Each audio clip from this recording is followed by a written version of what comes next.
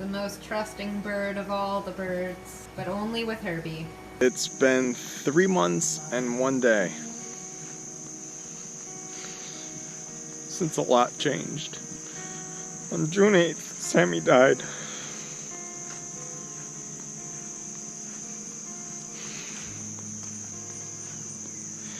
That was it. That was the end of her little life.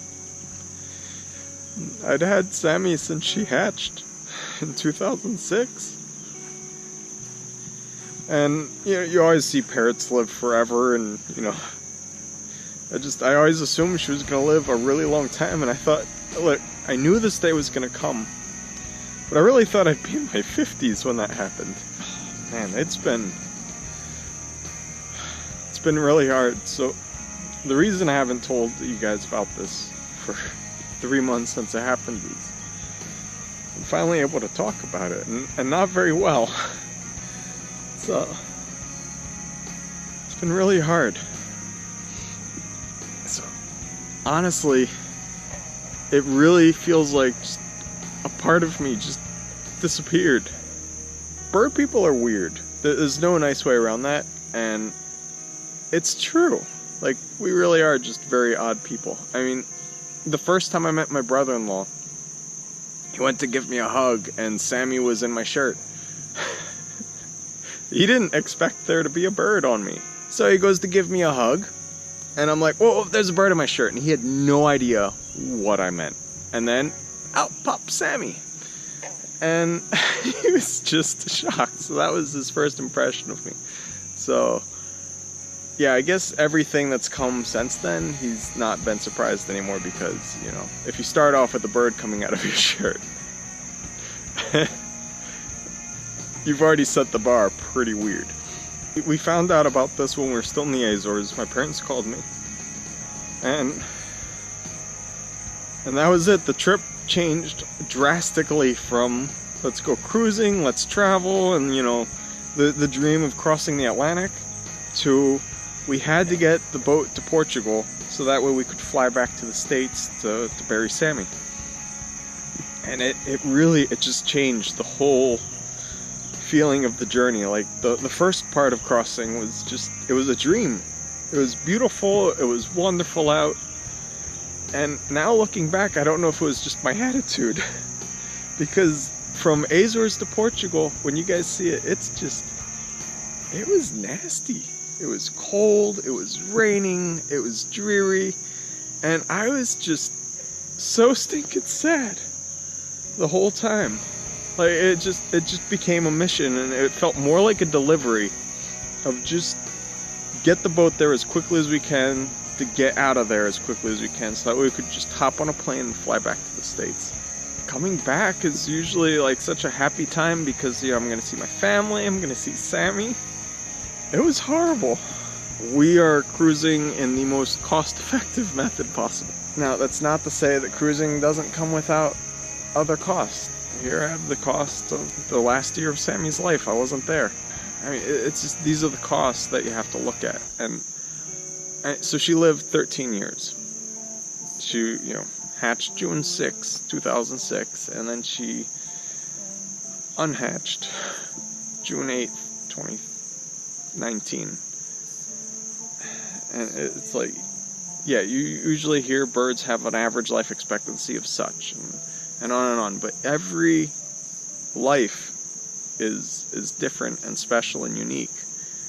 And that Sammy's life had a start, had a beautiful middle, and then came to an end.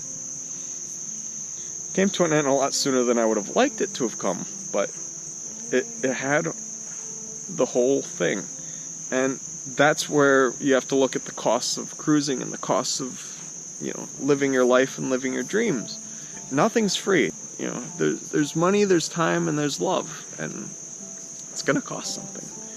And when you leave on an adventure, you're not taking everything with you. So your family stays behind, your friends stay behind, and they might not be there when you come back.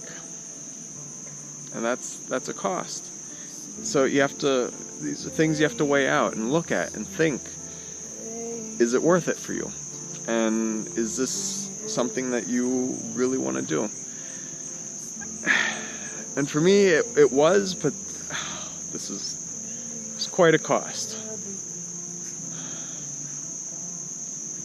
And looking back, there's tons of things I would have done differently, obviously. But this is how the universe unfolded, and that's it. The arrow of time doesn't reverse. It goes in one direction. We don't know why. That is how it went for her. And it makes me think about living and what it is to actually live. What it is that you really want in life. And like, what are your goals?